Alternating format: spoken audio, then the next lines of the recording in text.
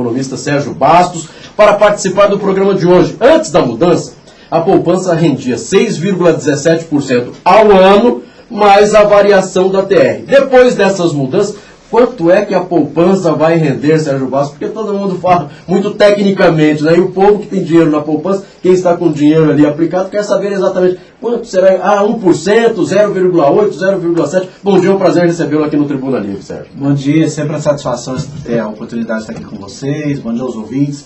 Pois é, nos últimos dias tivemos essas novidades relacionadas à poupança, que é a mais tradicional maneira de aplicação financeira por parte das pessoas, do cidadão comum.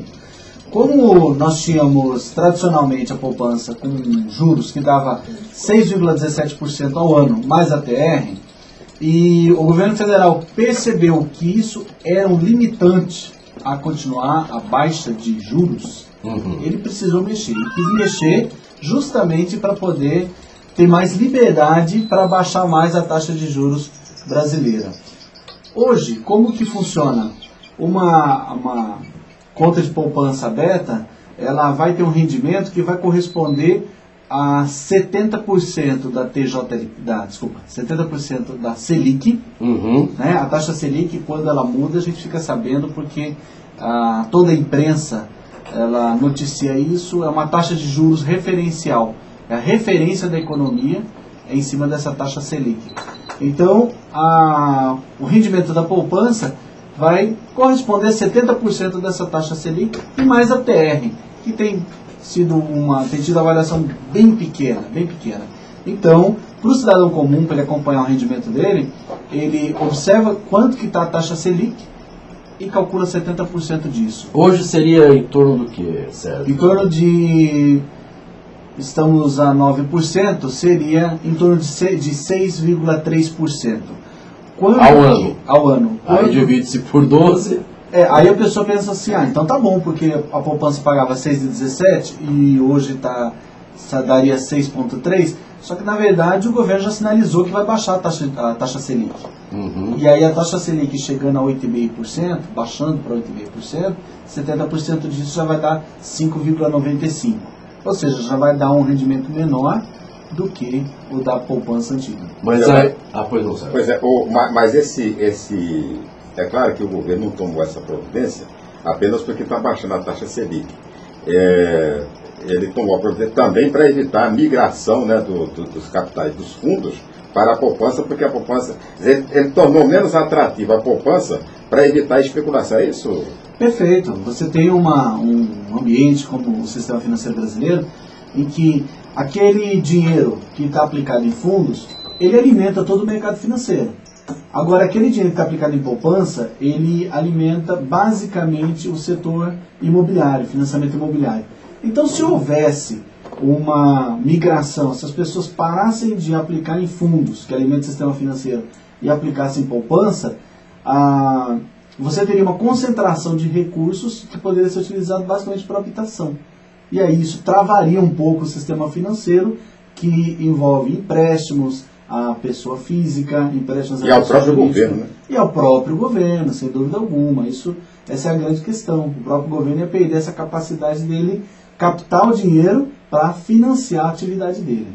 Bem, hoje o poupador, aquele pequeno poupador, aquele que trabalhou de repente 10, 15, 20 anos para guardar um dinheirinho, ele não precisa ter a preocupação de que, olha, porque tem essa mudança, eu preciso tirar o dinheiro da poupança. Hoje, foi até o dia 3 de maio, o dinheiro que tinha lá, nada foi mudado. A partir do dia 4 é que teve essa mudança, mas hoje o poupador ainda está ganhando um pouquinho mais do que ganhava no mês de abril, vamos assim dizer, Sérgio? Sim, hoje as regras elas vão passar a de fato fazerem diferença quando a taxa Selic baixar para 8,5%. Enquanto ela está aí na faixa de 9%, o rendimento ainda está interessante.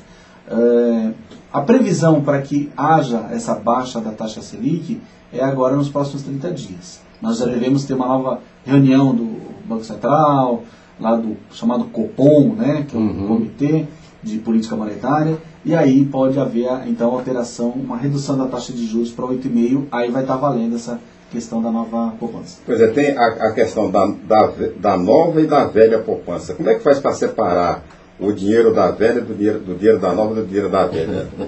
Os bancos vão ter que agora mostrar, né, mostrar o quanto você tem de poupança com aquele rendimento antigo e o quanto você vai ter com rendimento novo. Quando que você tem rendimento novo? Quando você faz novas aplicações em poupança. Então vamos dizer que o camarada tinha R$3.000 na poupança, e aí ele separa 200, 300, 400 reais no mês. Esses novos depósitos vão ser remunerados na maneira nova, na nova poupança. E aí o banco ele vai ter que fornecer a informação, o extrato em que o cidadão possa olhar e saber quanto é da poupança antiga e quanto que ele tem da poupança nova. Meio complicado, né? Exatamente. Nós temos uma necessidade de fiscalização pelo Banco Central disso, justamente porque o aplicador de poupança, até estatisticamente, as poupanças até R$50.000, ou seja, o pequeno aplicador, que poupança acima de 50 mil já é um médio para grande aplicador, até R$50.000 corresponde a 98% das poupanças existentes. Quer dizer, 98%, quase todas as poupanças são abaixo de R$50.000. E aí você tem todo valor e todo perfil de aplicador, inclusive aquele que pouco conhece de finanças, ele só está separando o dinheirinho dele. Como que ele vai controlar isso? O Banco Central tem que estar em cima dos bancos para dar essa informação precisa, dar um extrato da poupança antiga e da poupança nova para a pessoa. E essa queda de juro decretada, né, que o governo, através dos bancos oficiais, o Banco do Brasil, Caixa Econômica Federal estão fazendo isso, você acha que vai pegar que os bancos privados vão entrar nessa de baixar juro, ou eles têm capacidade de resistir? E também se isso é uma realidade, né? Porque se fala, isso é igual ao combustível. Olha, baixou o combustível, só que na bomba, a hora que você chega para abastecer, demora para baixar. Ah, baixou 10 centavos, na bomba é 2 centavos. Essa redução de juros aí, ela é uma realidade? Para subir, sobe no dia. No dia. Combustível. Para baixar, demora. Eu vou aproveitar nessa questão extremamente importante uma fala do nosso ex-ministro Mailson da Nóbrega, em que ele fazia um paralelo nessa questão do governo federal falar de baixa de taxa de juros. Então ele vai lá, e como ele tem a sua influência sobre o Banco do Brasil e a Caixa Econômica Federal, então ele está baixando os juros quase que por decreto. Então o Mailson da Nóbrega está lembrando a época, em 1986, do Plano Cruzado, em que o governo, como não tinha estoque de carne, e aí começou a haver um câmbio negro da carne nos mercados, então o governo federal mandou catar boi a laço. Então o Mailson da Nóbrega está falando que o governo federal está começando a catar juro a laço, indo no pasto buscar juro mais baixo. Porque o que acontece? O Banco do Brasil e a Caixa Econômica são grandes instituições que têm muita influência no mercado financeiro, e aí quando o governo federal estabelece de maneira, segundo ele, técnica, mas na verdade, se o juro era 5, como que vai virar 3 em poucos dias? Por que não era 3 já então? Né? E também essa velocidade baixa de taxa de juros, ela está muito aquém do que é anunciado. Ontem saiu uma pesquisa geral da ANEFAC, que é uma instituição que cuida dessa área financeira, em que as taxas de juros médias realmente caiu de 6,33 para 6,22, uma pequena 0,11. Só que o Banco do Brasil é o 13º mais barato ainda. Ele não é o mais barato. A Caixa Econômica Federal também está numa posição lá, 15º, 17º. Na verdade, são instituições que propagaram uma queda da taxa de juros, mas ainda não fizeram isso efetivamente. A própria pesquisa mostrou. Mas a Caixa Econômica está anunciando. Era 9, agora é 6. E não é isso? Quer dizer, a propaganda enganosa? Não anunciar. Juro do cheque, não sei o que lá, era 9, não sei o que, baixou para 6, agora é 6. Então, e aí não baixou? Porque essa é a pergunta, né? Porque se fala taxa de juros. Mas essa taxa de juros é em cima do empréstimo, do cheque especial, inclusive do cartão de crédito, ou algumas, olha, eu tenho aqui, por exemplo, Caixa Econômica Federal, financiamento da casa própria, essa eu vou baixar, como você disse aí, de 9% para 6%. De repente, algumas coisas dentro do banco que você oferece para o cliente, baixou 3%, 4%. Outras coisas ainda está baixando gradativamente. Será que é isso que está acontecendo, Sérgio? Nós temos uma redução de taxas de acordo com a maneira, de acordo com a modalidade de crédito. Então, onde você tem, por exemplo, financiamento de veículos, que já vinha com uma taxa declinando, até por causa da situação das montadoras de veículos, que estão com o estoque crescendo, e as próprias montadoras vinham baixando essa taxa de juros, os bancos também estão acompanhando isso. Quer dizer, estão aí acompanhando o ritmo que já era esperado. Certo. Então você encontra os bancos estabelecendo alguns critérios, algumas condições. A pessoa tem que ter tempo de alguns meses, 6 meses de conta aberta, precisa ter salário, conta salário, precisa ter uma série de outras condições para poder acessar essa taxa de juros. E hoje o banco chama de cliente bom, não é? Que é aquele que você... na verdade, você precisa estar no perfil do banco para conseguir uma taxa melhor. Se você já teve algum probleminha... Não, mas eu estou vendo na televisão a Camila Pitanga fazendo propaganda que baixou de 9 para 6, sei lá, uma coisa assim. Eu quero saber essa realidade, se baixou mesmo, que baixou para quem que baixa, quer dizer, então estão fazendo propaganda enganosa. Veio o presidente do banco, o diretor superintendente do Banco do Brasil, falou que não, está baixando mesmo, vai baixar de tanto para tanto. Teve aqui o superintendente da Caixa Econômica para dizer, não, esse crédito aqui era 10, vai ser 5. Falou assim, essa não é a realidade, ô Sérgio? A pesquisa que mostra o conjunto do crédito, ela está mostrando para a gente que se essa redução de juros ela está começando a vigorar, ela ainda não reflete na pesquisa. Vamos dizer que sejam os créditos novos. Mas algumas pesquisas que a grande mídia fez, a grande mídia nacional, eles encontraram algumas dificuldades de obter essa taxa de juros reduzida, justamente pelos critérios. Então nós temos, primeiro, algumas dificuldades que as próprias pessoas têm de chegar a essas taxas de juros mais baixas, por causa das condições, e segundo, porque essas novas operações ainda não são relevantes para mudar o perfil geral do crédito no país. Pois é, mas inclusive, eu estou vendo aqui no Correio do Estado hoje que a portabilidade bancária cresceu 101,6%. Quer dizer, o pessoal está saindo de outros bancos para procurar exatamente o Banco do Brasil e Caixa Econômica Federal. Será que esse pessoal vai tudo enganado? Está tendo uma propaganda enganosa? Porque o cara teve aqui, falou, mostrou os números, vai ser assim. Outra coisa, eu pedi, se você está devendo para outros bancos, traz tudo aqui para a Caixa Econômica e para o Banco do Brasil. Não pagar, nós vamos assumir essas contas. Não vai falar disso aqui? Sim. Eu não ouvi direito, eu estou interpretando mal. É que eu acho que existe alguns, e foi o que o Sérgio falou, com relação a algumas... hoje eu tenho um banco que já ouvi dizendo o seguinte, olha, desconto de cheque, o empresário quer fazer desconto de cheque, recebeu aí um pagamento em 30, 60, 90. Vai lá e ele tem uma taxa menor do que já existia. Desconto de duplicata também. Então, em alguns setores do banco... Eles por isso que você está aqui. Exatamente. Agora, eu não sei se são todos os setores, é o que ele disse. Numa pesquisa nacional, parece-me que essa taxa de juros vem caindo, mas não como esperado, ou seja, não como o que estão dizendo. Deve até chegar a isso, né, Sérgio? Até porque hoje propaganda enganosa é crime, você pode reclamar. Então eu acredito que hoje algumas taxas, Sérgio, eu acredito isso, não sou, já trabalhei em banco, não sou bancário, eu acho que algumas taxas, e o Sérgio está aqui como economista, algumas taxas, acho que já até chegou, tipo, de 9% para 6%. Outras ainda estão caindo, eu acho que quero pegar um empréstimo pessoal, eu acho que essa a taxa ainda não é aquela necessária que se anuncia de repente de 3% caindo. É isso, mais ou menos isso, Sérgio?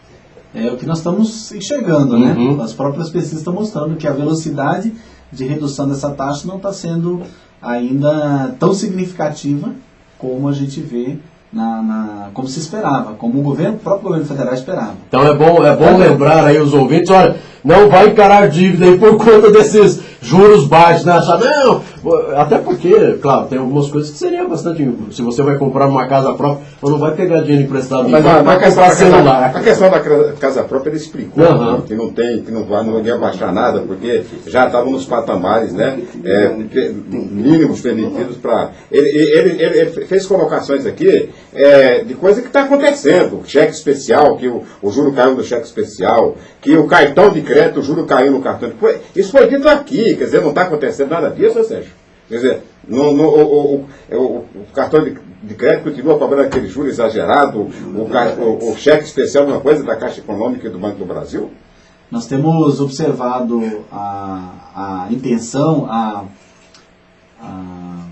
proposta, né, de redução das taxas de juros, mas, segundo a própria ANEFAC, que apresentou essa pesquisa ontem, isso não vem acontecendo na velocidade esperada. Mas isso aí, com relação ao Banco do Brasil e Caixa Econômica, misturando tudo, todo o setor bancário.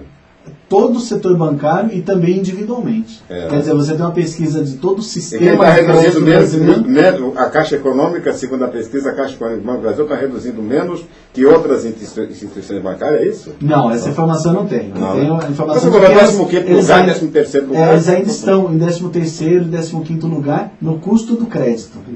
Né? Então não é o crédito mais barato. Não é o crédito, dentre as instituições de crédito brasileiras, eles ainda não são os do crédito mais barato. O governo federal tinha lajeado que essas instituições, por serem bancos públicos, poderiam estar praticando as melhores taxas, mas isso ainda não apareceu. Não apareceu na pesquisa. E se fala, Sérgio, com relação à portabilidade, ou seja, eu tenho uma dívida no banco A, saio procurando aí para tentar achar um juro menor.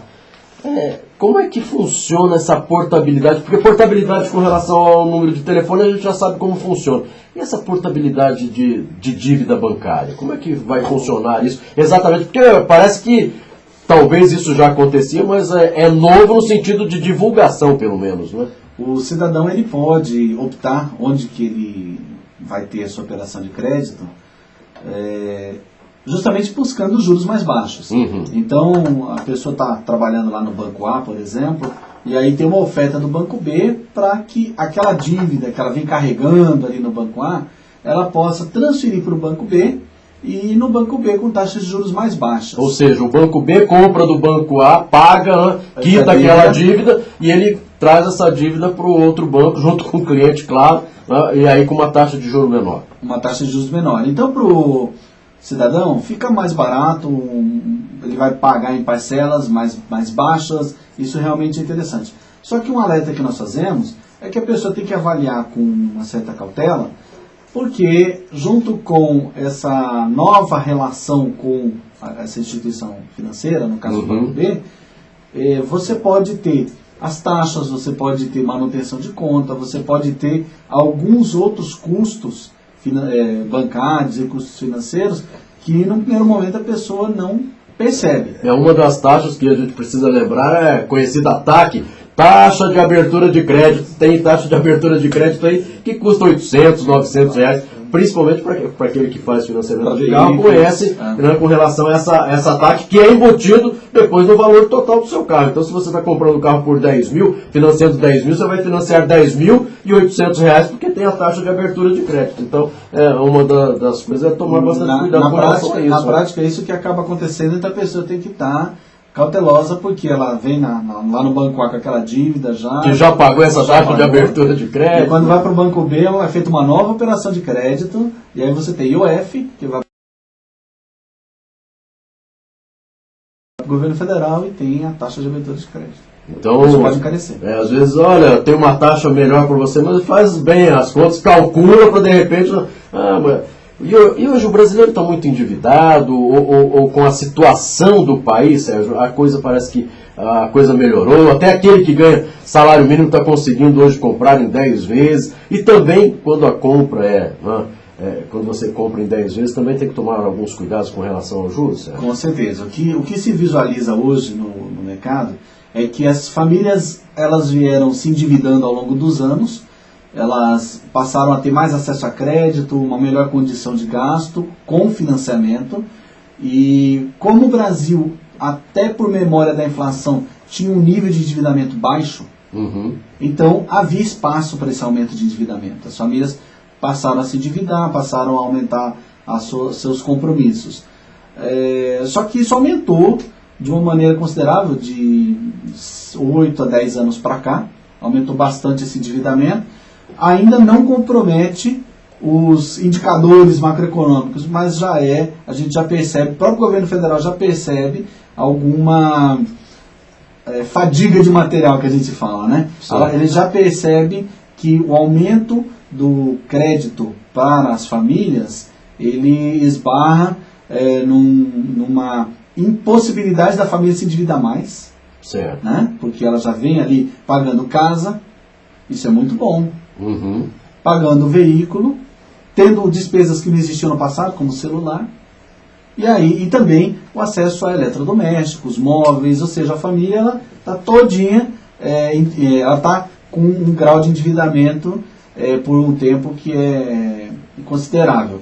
Então o governo federal percebe isso e toma as medidas, né? Agora, acima de tudo, a grande preocupação é planejamento. A pessoa fez a dívida, fez o compromisso, ela tem que lembrar que no mês seguinte já começam a vir as parcelas e como que isso vai encaixar na renda dela e vai sobrar ou vai faltar. Porque dívida precisa pagar. É tão bom o cartão de crédito, né? Você chega na loja, quanto é? X. Passa o cartão, mas aí a fatura chega para o próximo mês. E olha, eu vou dizer uma coisa, pode até estar mudando, mas se você chegou o cartão lá à vista, você parcelou no cartão de crédito, juro, é mais fácil você parcelar na loja. Olha, você vende quantas vezes 100 juros aí no cartão de crédito? Em 6? Então você compra lá, porque depois se você quiser parcelar no cartão de crédito, fica bem mais difícil. Bom, já falta apenas 1 minuto para as 8, Sérgio. Quero agradecer a sua participação no programa Tribuna Livre e gostaria que você deixasse então o pequeno poupador tranquilo com relação a essa mudança, mesmo com 70% da taxa Selic ela caindo, como a gente comentou que de repente daqui 30 dias para 8,5%, ainda é um bom investimento a poupança, não é? Sim, ela ainda remunera bem o capital do investidor, quando você compara com outras alternativas de aplicação financeira. A poupança não tem imposto, né? Não tem, ela tem liquidez, a pessoa pode retirar o dinheiro quando quiser, e a garantia, a confiança de ser uma aplicação totalmente garantida, né? Pelo próprio governo federal. Então, quando você comparar com as taxas de juros de fundos ou de outros tipos de aplicação de renda fixa, você vai encontrar a poupança com uma remuneração muito boa ainda. Muito boa. Sérgio, muito obrigado pela participação aqui no programa Tribuna Livre. Ok, é sempre uma satisfação. Obrigado.